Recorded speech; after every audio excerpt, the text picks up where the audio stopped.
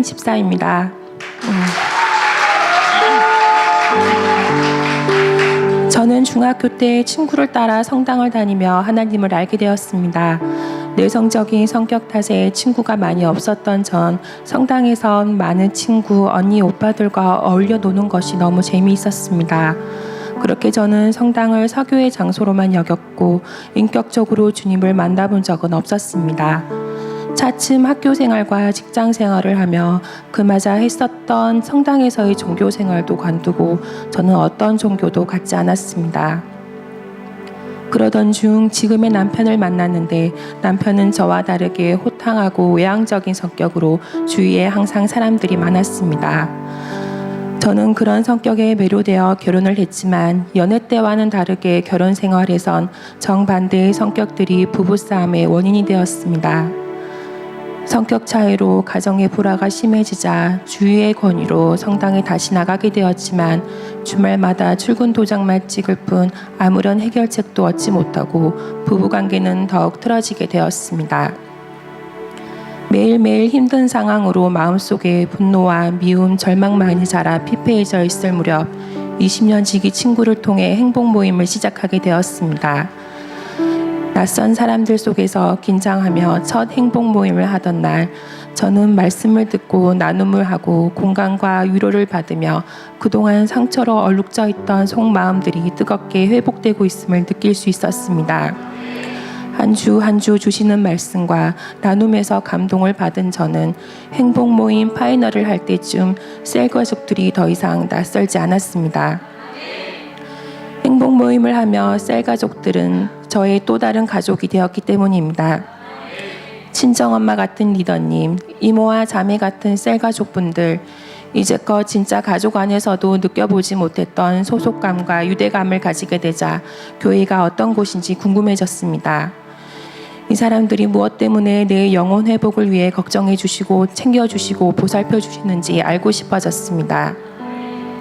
그렇게 저는 오후 예배에 첫 발걸음을 하게 되었습니다. 그날 목을 아끼지 않으시던 목사님의 찬양과 카리스마 넘치는 설교를 통해 저는 예배를 계속 드리고 싶다는 마음이 들어서 오전 예배까지 결단하게 되었고 주일 아침에 기쁜 마음으로 교회에 나올 수 있었습니다. 그렇게 예배를 드리기 시작한 후 뭔지도 모르면서 권위에 따라 받게 된 양육은 이제껏 내가 얼마나 부정적인 생각을 가지고 살았는지 알 수 있는 계기가 되었습니다. 기도응답의 확신을 의심하고 부정했으며 내 영혼이 구원받아 회복된 걸 알았음에도 하나님의 살아계심을 믿지 않았으며 남편에게 받은 상처 때문에 남편을 용서하기가 싫었고 사죄의 확신도 부정했습니다. 이랬던 저였지만 14주간의 양육이 끝나자 저의 부정적인 생각들은 차츰 긍정적으로 변화된 걸 알게 되었습니다. 어설프게나마 했던 기도들로 기도응답에 확신이 생겼고 믿지 않았던 하나님이 정말로 계셨으면 좋겠다는 생각으로 의 변화가 되었던 것입니다. 이렇게 제 안의 작은 변화의 시작으로 모든 것이 잘 될 것 같은 기대감도 생겼지만 양육이 끝나 방학이 되자 약속했던 수레바퀴의 삶도 실천하지 못하게 되었습니다. 그러자 전에 가지고 있던 부정적인 자아는 삶의 곳곳에서 다시금 드러났고 저는 훈련의 갈급함을 느끼게 되었습니다. 그리고 사모하는 마음으로 다음에 받을 제자학교 훈련을 기다리게 되었습니다. 목사님께 처음으로 받는 훈련이었기에 양육 때와는 다르게 중압감과 부담감이 있었지만 다른 한편으로는 기대감도 컸었습니다. 행복 모임 리더를 세우는 제자학교의 목표를 따라 저도 행복 모임 리더로 잘 만들어지고 싶었습니다. 은혜를 받았으면 베풀 줄도 알아야 한다는 말씀을 따라가려고 노력을 했습니다. 하지만 훈련을 하면 할수록 메시지 앞에서 제 부족함이 드러나며 내가 과연 행복 모임 리더가 될 수 있을까라는 의심이 들었습니다. 자신감이 떨어지자 훈련의 기본인 하나님 앞에서도 소홀하게 되며 의욕적으로 시작했던과는 달리 행복 모임 리더의 확신도 없은 채 흐지부지 제자학교 훈련을 마무리하게 되었습니다. 잘 해내지 못한 것에 대한 아쉬움이 가득한 중에 제자대학 1학기 훈련전에 있는 리더 캠프를 결심하게 되었습니다. 하지만 가게 일 때문에 남편의 허락이 있어야 했기에 그 부분을 두고 기도했습니다. 그랬더니 하나님께서 남편의 마음을 열리게 응답하여 주셨고 리더 캠프를 참여할 수 있었습니다. 설레는 마음으로 참석한 리더 캠프 첫 시간부터 하나님께서는 내가 왜 행복 모임 리더의 확신이 없었는지 이유를 알게 해주셨습니다. 신앙생활의 선을 긋고 그 이상은 내 능력밖에 이리라 단정 지으며 보이는 만큼만 순종하였고 절실한 기도가 없었으며 주님이 주신 사명보다 내 일이 우선이었기에 부르심의 확신이 없었던 것이었습니다. 저는 그동안의 신앙생활을 회개하고 재도전의 기회를 주신 전의 기회를 단단히 붙들기로 결단했습니다.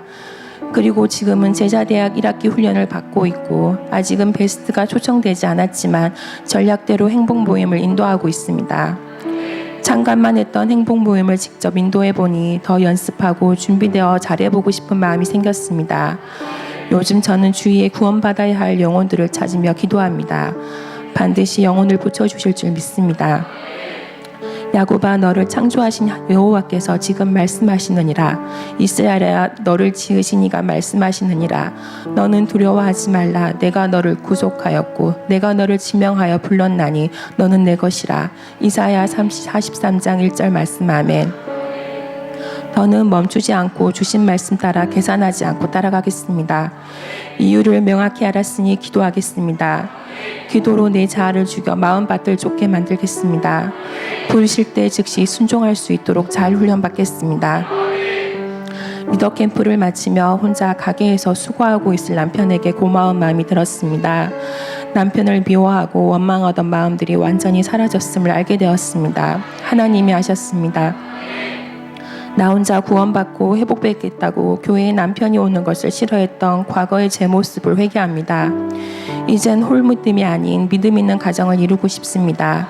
믿음으로 똘똘 뭉쳐 하나님 나라에 쓰임받는 가정이 되길 소망합니다. 영적으로 무지하고 이기적이었던 저를 훈련으로 이만큼 이끌어주신 목사님 감사합니다. 지속 반복적으로 목사님께 잘 훈련받고 다루어지겠습니다. 쉬지 않으시고 열정적으로 훈련시켜 주시는 목사님의 건강과 가정을 위해 항상 기도하겠습니다. 끝으로 저를 포기하지 않으신 하나님, 사랑과 용서를 알게 하시고 쓰임받는 가정을 꿈꾸게 하신 하나님께 이 모든 영광 하나님께 올려드립니다.